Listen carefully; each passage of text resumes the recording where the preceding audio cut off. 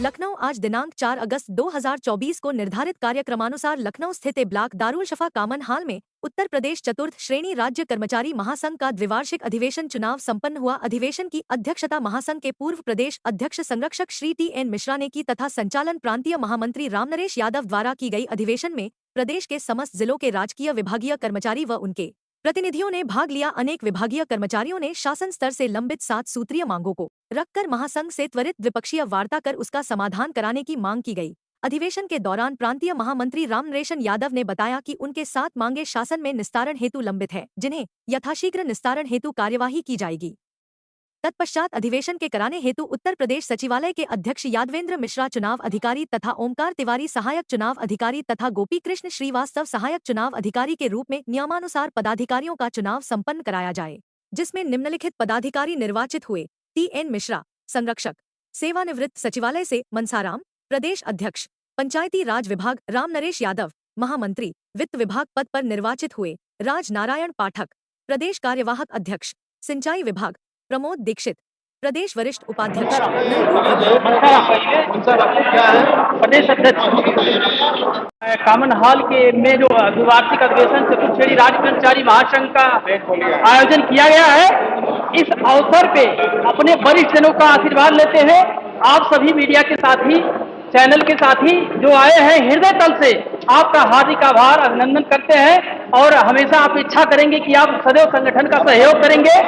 आपसे हम यही आपके माध्यम से सरकार तक अपनी बात पहुंचाना चाहेंगे कि चतुर्थ श्रेणी की नियुक्ति पर जो सरकार द्वारा रोक लगाया गया है उसे पुनः चालू किया जाए।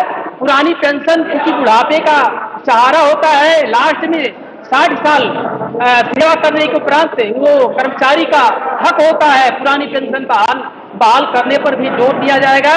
इसके साथ ही साथ संविदा के कर्मचारी जो आउटसोर्सिंग के कर्मचारी हैं उन्हें अस्थायी करने या एक न्यूनतम वेतन मान देने पर सरकार से मांग किया जाएगा। इसके साथ ही साथ सुनाई पड़ रहा है कि आने वाले समय में विभिन्न संगठनों के विभिन्न विभागों के कर्मचारियों का ऑनलाइन अटेंडेंस जो सरकार का सोच है करने का, इस पर मांग करेंगे कि कर्मचारी समस्या तमाम है, इसको न करके आने वाले क्योंकि कर्मचारियों के लिए तमाम कठिनाइयां हैं, ऐसे अवसर पर चतुर्थ श्रेणी के सदैव विकास और उत्थान के लिए हम सोचते रहेंगे और प्रयास करते रहेंगे। जो भी बन पड़ेगा हम हमेशा जो है कर्मचारी हित में कार्य करने का कार्य करेंगे। धन्यवाद सर। आप लोगों का पहले तो हम जो है ताहे दिल से जो है धन्यवाद और ज्ञापन करते हैं और स्वागत करते हैं कि आज तक हमारे कार्यक्रम में इतना भव्य जो है मीडिया का प्रसार नहीं हो पाया, इसीलिए जो है हम लोग थोड़ा दबे थे। हमारा कहने का उद्देश्य है कि हम चतुर्थ श्रेणी कर्मचारियों की भर्ती पर जो है जोर देते हैं। चतुर्थ श्रेणी कर्मचारी की भर्ती बंद है, भर्ती की जाए और जो वन विभाग के न्यूनतम दैनिक वेतन कर्मचारी हैं उनको विनियमितीकरण किया जाए और जो है जो कार्यरत हैं उनको जो है न्यूनतम वेतनमान 18,000 दिया जाए, क्योंकि उनके जो है बड़ी दिक्कत है, काफ़ी जगह जो है उनको वेतन भी नहीं मिल पाता है। तो हमारा ये सरकार से अनुरोध है और जो है चतुर्थ श्रेणी कर्मचारियों का जो NSDL वाला जो है, ये जो नई NPS वाली जो है, इसकी शाखा बॉम्बे और कलकत्ता में, लखनऊ में खोली जाए। ये हम अपनी मांग पत्र में जो है दिए हैं और यही हमारी मांग है। धन्यवाद। जो पत्रकार बंधु हैं उनको धन्यवाद देना चाहेंगे कि इस संगठन के माध्यम से आपने जितना हौसला बढ़ाने का कार्य किया है, इसी तरीके से हमारे हर संघर्ष में आप इसी कड़ी को आगे बढ़ाते रहेंगे। और हमारे संगठन, आप लोग जैसा कि जानते हैं कि हमारा संगठन सबसे छोटा संगठन है, क्योंकि हम लोग पहली कड़ी में आते हैं, फर्स्ट सीढ़ी है, तो हम ये चाहते हैं कि हमारी समस्याएं भी बहुत सारी हैं और आप लोगों के माध्यम से सरकार तक और हम अपने उच्च अधिकारियों तक की आपकी हमारी आवाज़ पहुंचनी चाहिए।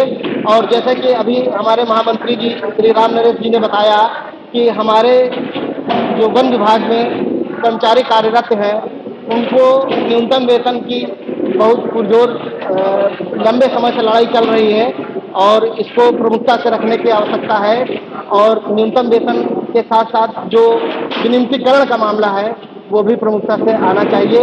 और आप सभी लोगों का मैं पुनः धन्यवाद करना चाहूँगा। यहाँ पर सभी लोगों ने, हमारे कर्मचारी साथियों, पदाधिकारी साथियों का आभार व्यक्त करना चाहूँगा कि आप लोगों ने अपना कीमती समय दिया और इसके लिए आप सभी का बहुत बहुत धन्यवाद। और ये एनपीएस के कर्मचारी हैं, एनपीएस के कर्मचारियों का भविष्य की पुरानी पेंशन भी नहीं पाएंगे। इनकी सेवा नियमावली अभी तक नहीं बनी है, लगभग 15 वर्ष हो गए। सेवा नियमावली बनाते हुए इनको पदोन्नति का अवसर दिया जाए, ये आपके माध्यम से हम सरकार से मांग करते हैं। सेवा नियमावली अत्यंत आवश्यक है, बिना सेवा नियमावली के कोई कर्मचारी संभव नहीं है, उनका कोई कार्य नहीं हो सकता है। और एनपीएस में सुधार विशेष करके महामंत्री जी के माध्यम से जो कहा गया है, इस पर हमारा जो है पुरजोर मांग रहेगा सर। और इन्हीं बातों के साथ सर मेरा एक बड़ा इम्पोर्टेंट क्वेश्चन है, इधर देख के बताइए। मेरा एक बड़ा इम्पोर्टेंट क्वेश्चन है, आप लोगों के संज्ञान में डाल देता हूँ। हमारे डिपार्टमेंट में पदोन्नति का, जो वन रक्षक का पदोन्नति है, उस प्रकरण को मैंने उठा रखा है और वो प्रकरण, हमारा प्रस्ताव जो गया था वो कैबिनेट तक पहुंचा, लेकिन कुछ कारणवश वो प्रस्ताव, हम लोगों ने काफ़ी मेहनत किया, वो प्रस्ताव कैबिनेट में नामंजूर कर दिया गया। तो मेरा सरकार से निवेदन है कि उस प्रस्ताव को, चूंकि कर्मचारी का उसमें कोई वित्तीय फायदा नहीं होना है, सिर्फ एक पद का फायदा मिलना है, तो मेरा अनुरोध है सरकार से कि इस मुद्दे, अहम मुद्दे को कम से कम वो लोग ध्यान दें और उस प्रस्ताव को पुनः पेश करने के लिए बोला गया है, तो इस प्रस्ताव को पुनः पास कराया जाए। चंदौली का हमारे लगभग 30-32 दिन से कर्मचारी हमारे धरना प्रदर्शन पे है और हमारे कर्मचारियों की समस्याएं नहीं सुनी जा रही है। हम सरकार से निवेदन करना चाहेंगे कि हमारे कर्मचारियों और पदाधिकारियों के मुद्दों को संज्ञान में अपने ले, अन्यथा की स्थिति में मुझे फिर उस आंदोलन को आगे बढ़ाने के लिए फिर मुझे महासंघ का साथ लेना पड़ेगा और मुझे किसी भी हद तक गुजरना पड़ेगा, मैं जाने के लिए कर्मचारियों के साथ पूरी तरह से उनके साथ खड़ा हूं।